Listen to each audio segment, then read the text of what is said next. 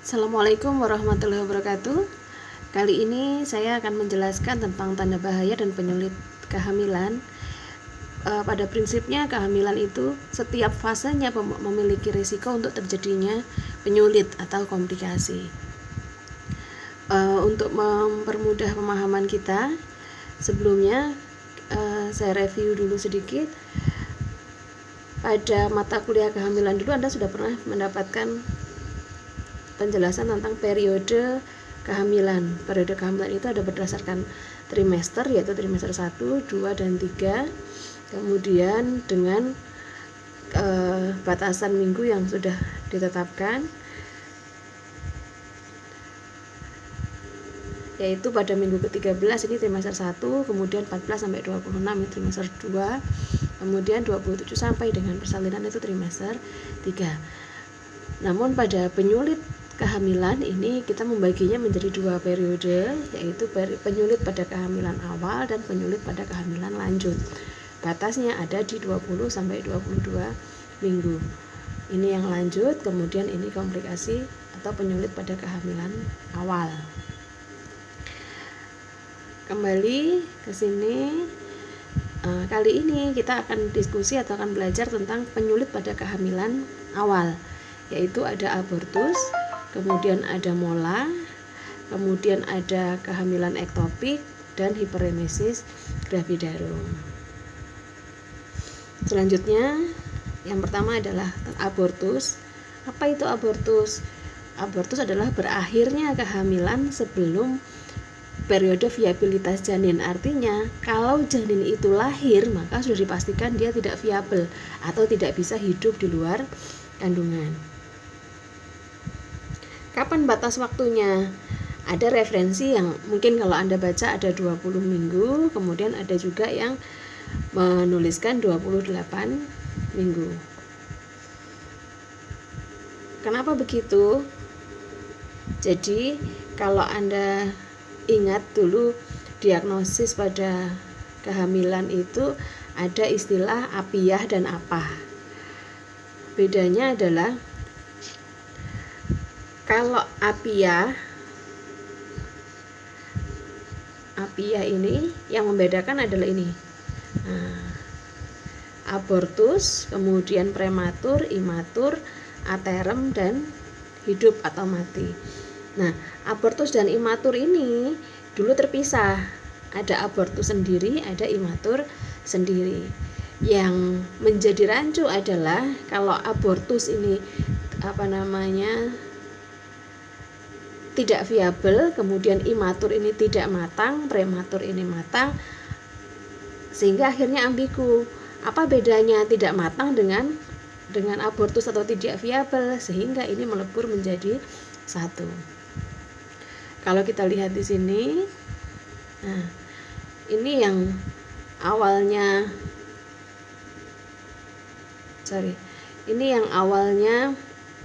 kurang dari 20 minggu disebut abortus, 20 sampai 28 minggu disebut dengan imatur, baru selanjutnya 28 sampai 37 disebut prematur atau kurang bulan. Selanjutnya lebih dari 42 minggu disebut dengan postdate. Nah, karena ada kerancuan antara tidak matang dengan kurang bulan atau tidak matang dengan abortus, sehingga kedua fase ini digabung menjadi satu, yaitu menjadi abortus. Sehingga yang tadinya apiah, I-nya hilang, I-nya melebur menjadi A, tinggal apa. Atau kalau disimpulkan secara garis besar,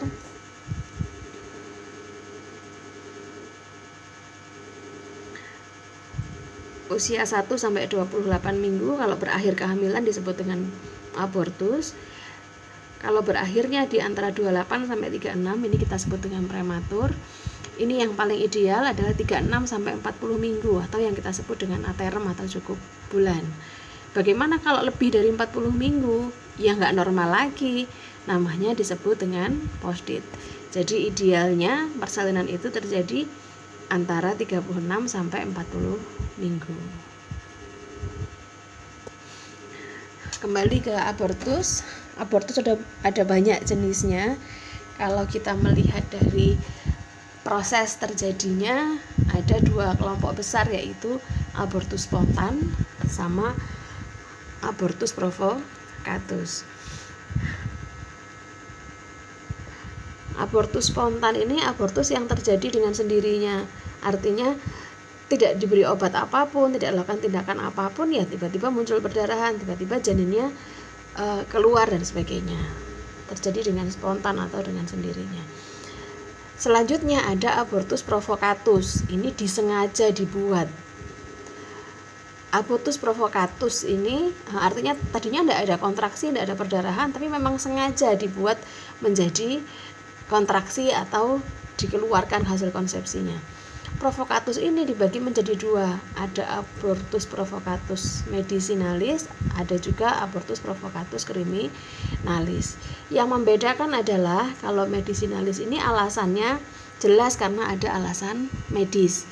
Misalnya kehamilan tidak berkembang, nggak ada perdarahan, nggak ada kontraksi, tapi harus diakhiri kehamilannya, harus dilakukan tindakan, harus dilakukan tindakan aborsi. Atau misalnya pada ibu dengan penyakit jantung dengan grade yang berat, sehingga kalau tidak diakhiri kehamilannya akan mengancam jiwa ibu. Nah, itu juga bisa menjadi indikasi untuk abortus provokatus medis. Yang satunya, yang selanjutnya adalah abortus provokatus criminalis. Dilihat dari istilahnya saja kriminal, ini merupakan salah satu tindakan kriminal. Apa yang dimaksud dengan abortus provokatus criminalis?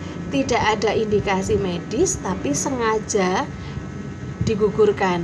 Nah, makanya disebut abortus provokatus criminalis. Ini umumnya terjadi pada kasus-kasus kehamilan yang tidak diinginkan. Itu tadi berdasarkan macamnya. Selanjutnya adalah dari derajatnya. Berdasarkan derajat ada jenis-jenis abortus, diantaranya 1 abortus iminen. Abortus iminen ini kehamilannya masih berlangsung, janinnya masih hidup dan tidak ada yang keluar, tapi sudah ada tanda-tanda ke arah abortus. Atau mudahnya kalau kita gunakan istilah iminen ini, terancam abortus. Artinya abortusnya belum terjadi tapi sudah terancam akan terjadi. Bisa dicegah, bisa, nanti ada penata laksanaannya. Kemudian setingkat di atasnya ada abortus insipien. Ini abortus yang sedang berlangsung. Janinnya sudah mati atau sudah tidak bisa ditolong lagi, tapi hasil konsepsi semuanya masih ada di dalam. Kemudian saya loncati yang nomor 3. Selanjutnya adalah abortus incomplete. Ini di atasnya insipien lagi, sudah berlangsung tapi sudah sebagian, tapi yang sebagian yang keluar hanya sebagian sudah keluar, sebagiannya masih di dalam rahim, makanya disebut incomplete atau tidak komplit. Selanjutnya ada abortus komplit. Ini janinnya sudah mati, sudah keluar dari uterus dan lengkap seluruh hasil konsepsi sudah keluar dari uterus. Kemudian yang kelima ada namanya misabortion. Misabortion ini abortus yang tersembunyi atau abortus yang tidak ketahuan. Pada beberapa kasus janin itu sudah mati di dalam kandungan tapi ibu tidak ada keluhan apa-apa, tidak ada kontraksi, juga tidak ada perdarahan atau bercak. Kondisi ini bisa berlangsung sampai beberapa hari. Lah begitu ditemukan ternyata janinnya kok kecil, ini sudah meninggalnya bayinya sudah 2 minggu yang lalu atau seminggu yang lalu. Nah, ini yang disebut dengan misabortion. Yang keenam ada abortus habitualis. Artinya abortus yang berlangsung 3 kali berturut-turut. Ini biasanya erat kaitannya dengan kehamilan yang disertai dengan virus. Misalnya ibu hamil dengan tokso. Oleh karena itu penting pada ibu hamil yang ada riwayat abortus berkali-kali ini harus dilabkan supaya memastikan kalau memang ada virus ya diterapi dulu, karena kalau tidak ya abortus lagi dan itu lebih berisiko ke ibunya. Kemudian yang terakhir ada abortus infeksius. Ini abortus bisa iminen atau bisa insipient ataupun sampai dengan misabortion, tapi disertai tanda-tanda infeksi. Misalnya ibu datang dengan demam, kemudian darah yang keluar berbau, misalnya seperti itu, atau kondisi keadaan umumnya ibu lemah misalnya. Ini untuk macam-macam abortus. Selanjutnya, gimana kita bisa menegakkan diagnosa abortus? Memang idealnya bidan tidak boleh menangani kasus lain kasus yang fisiologis, tapi kita juga harus bisa melakukan deteksi untuk menegakkan diagnosa. Sehingga kalau kita melakukan rujukan atau jika Anda bekerja di rumah sakit, Anda bisa menegakkan diagnosis dengan tepat. Untuk bisa menegakkan diagnosis abortus, dasar-dasar yang bisa diterapkan antara lain tanda gejalanya, nyeri suprapubik. Kita tahu kalau orang kehamilan masih muda atau masih kecil, maka kehamilannya masih ada di area sekitar di atas simpisis, sehingga nyeri yang dirasakan adalah nyeri di perut bagian bawah. Kemudian ada juga yang sampai perutnya terasa keras atau kram, bahkan ada juga yang nyeri pada daerah punggung atau pinggang. Kemudian ciri khasnya lagi yang lain adalah perdarahan pervaginam. Ini ada yang bisa bentuknya flek-flek atau juga bisa bentuknya perdarahan yang banyak. Kemudian kalau kita VT, ini juga bisa kita temui ada dilatasi serviks atau ada pembukaan. Bahkan pada kasus yang incomplete, bisa jadi saat di VT di porsionya itu teraba jaringan, teraba bakal embrionya janin. Kemudian ciri khas lainnya lagi adalah gejala dan tanda kehamilan menghilang. Ini khususnya selain yang iminen. Apa maksudnya? Bisa jadi di PP test negatif, kemudian tinggi fundusnya berkurang, ibu mual muntahnya berkurang, dan tanda-tanda yang lain mulai menghilang.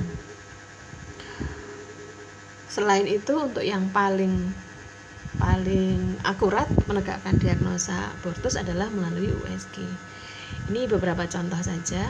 Ini USG yang normal pada kehamilan muda, ada yolsaknya, kemudian ada embrionya, ada kantong kehamilannya, tiga-tiganya ada. Tapi kalau misalnya pada kasus yang dicurigai abortus, saat di USG akan munculnya seperti ini contoh-contoh saja, bisa macam-macam nanti.